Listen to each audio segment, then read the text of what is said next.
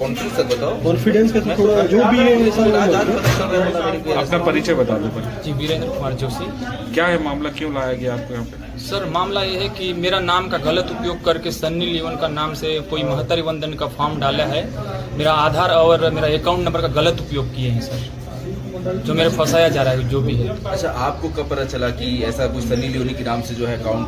आज पता चला। आज गांव में वेरिफिकेशन के लिए आए थे ना, तो गांव में सनी लियोन नाम से कोई फॉर्म नहीं डाले हैं।